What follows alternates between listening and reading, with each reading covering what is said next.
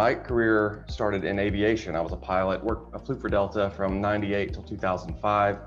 Late 2005, over a couple of cocktails with my sister, Carrie, I just confessed that while flying was really rewarding, I really wasn't happy. I wasn't enjoying it, and I couldn't put my finger on why. And it was her that suggested that I should step away from it completely and try something new. And she thought that my personality would be good for mortgage banking. So I made the leap in late 2005, December 2005, and started with a little Sunshine Mortgage based out of Smyrna, Georgia in early 2006. And off we went. And I wound up never looking back. I went on personal leave from Delta, so I had about 6 months where I could have reversed course and tucked my tail and run back to flying, but kind of fell in love with the industry, just, how there's really no ceiling and just all these great opportunities, and Atlanta's such a great market for mortgage banking. So that's how I got my start.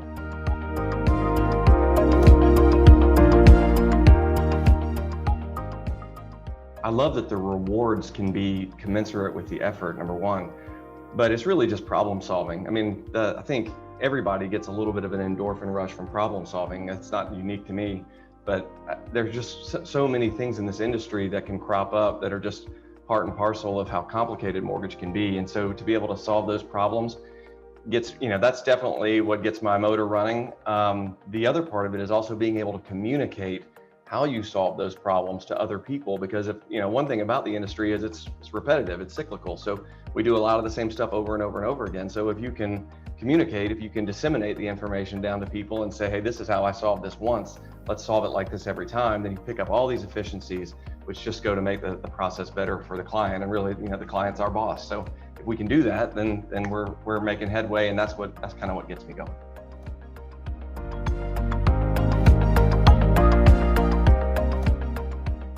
Digital mentor, who's my digital mentor? That's a tough one. I'm in the age group of people who didn't grow up with a lot of digital stuff, and have now had to learn. You're either going to learn it or you're going to get chewed up by people who do know it. Our marketing director, Austin Taylor, is really fantastic across all different media types, whether it's video or stills or web content or whatever it might be. He's a super young guy. He's an artist. He's a musician as well. So I kind of look to him, honestly, he's half my age, but I look to him as a mentor when it comes into that digital space. He's just really savvy and knows how to communicate well to a variety of different audiences. He also understands all the technical stuff that's way beyond me, SEO, and when it's right to post, to put a post out, and when it's the wrong time to put a post out, how to put it out. He's who I would look to.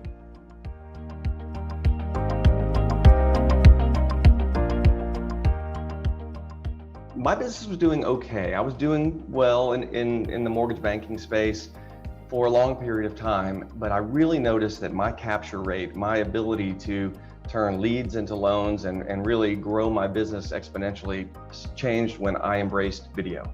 And so with every single quote that I send out now, every single client that I communicate with gets a personalized video from me. It goes to an unlisted YouTube channel, unlisted YouTube page, and they get me talking to them specifically using their names, their address, their loan criteria, and we walk through it together. And I don't try to make it too long, but it's at least 5 minutes. Almost every single one is at least 5 minutes. And it's one of those things that I can point back to and go, that was the thing. It wasn't postcards. It wasn't, me showing up at closing with a gift. It wasn't a variety, a slicker website or anything like that. It was me customizing the content to the client with video that changed the game for me and took my production to a whole nother level.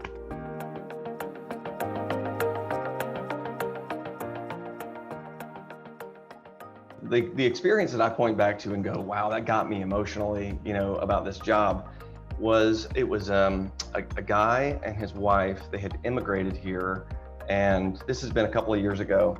And he's a professional workout guy. He instructs people, and he's also himself kind of a bodybuilder guy. But he's got this thick Eastern European accent, and they wanted to buy a house. He'd never owned property before. Probably never even thought he would own property before. Kind of came from meager means from back home. And so we got them into a home, closed. He was like the most gracious guy at closing.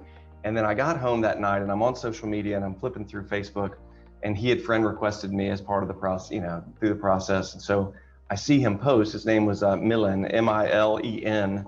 he posted, and he's at his house and he's just sobbing. And he's got his dog with him, and he's got this backyard that's fenced in now, and he's got this little video of his dog going out to the backyard, and he's hugging the dog at the steps, and his wife is with him, and she's got this huge smile on his face, and he's talking about where he came from and the fact that he's in America now. He started this successful business, and he now owns property. He now owns a piece of land, his little postage stamp piece of land, and how much it meant to him. And that was where I knew, like when I saw that, I was like, God, man, that is way better than any other superficial reason that I have for doing this. Like seeing that completely changed me, and it actually made me want to be more of an owner of a business to help influence more stories like that. That was definitely my pivotal moment.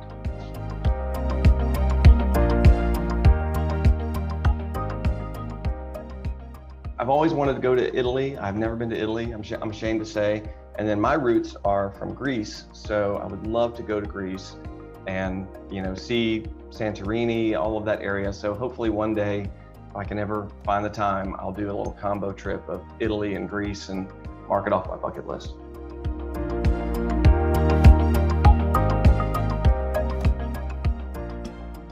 I turned 30, I bought myself a Larrivee acoustic guitar, which I absolutely love. I still have it. And when I turned 40, I decided to splurge for myself and get this Gibson Les Paul Gold Top right here. So I'd never owned like a really great electric guitar. I mean, I've had some good guitars, but I've never owned like a really, sort of a classic, this is what you'll see Slash playing in a Guns N' Roses video kind of guitar. And so I went and bought this and that's my stress relievers music. So that's probably one of my most treasured possessions is this Gibson Les Paul Gold Top.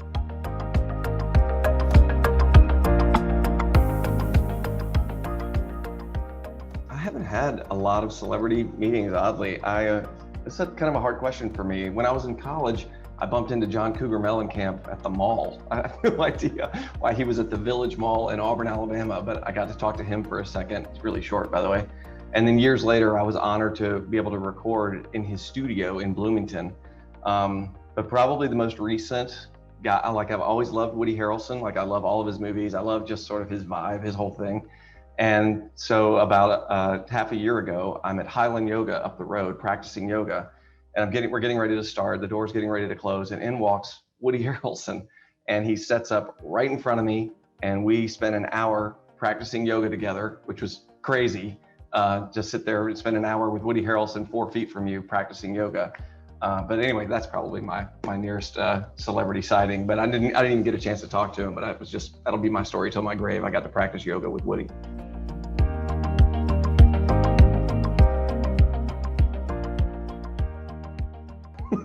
Something maybe a little less stressful, like fire juggling or motorcycle stuntman or something like that. Honestly, I can't even imagine doing anything else right now. I'm so invested in this business that question, it leaves me with this big dead air. I really don't have anything else that I can imagine myself doing, and I really can't even imagine myself retiring from this ever. I think I'll just be sitting here at my computer one day and they'll find me.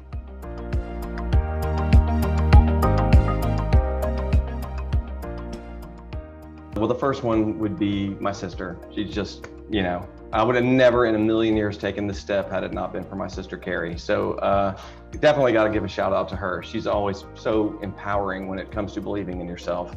The second person would be my best friend, John Douglas, who is one of the smartest cats I've ever seen. He knows so much about every facet of life, but especially about business. Taught me more about business. He's probably forgotten more about business than I know. And then the third person would actually be the first manager that I ever had in this industry. And it's not a positive thing. It's that he told me at some event one night, he said, if you really apply yourself, Mark, I think you're capable of hitting, 2 million a month in volume. I think you can do it if you really, and I remember thinking to myself, 2 million? Like, I'm going to be way better than that, dude. You're underestimating me. So I would actually give a shout out to him because it was kind of that setting that seed in me that's what he thought that I was capable of that really pushed me to do more.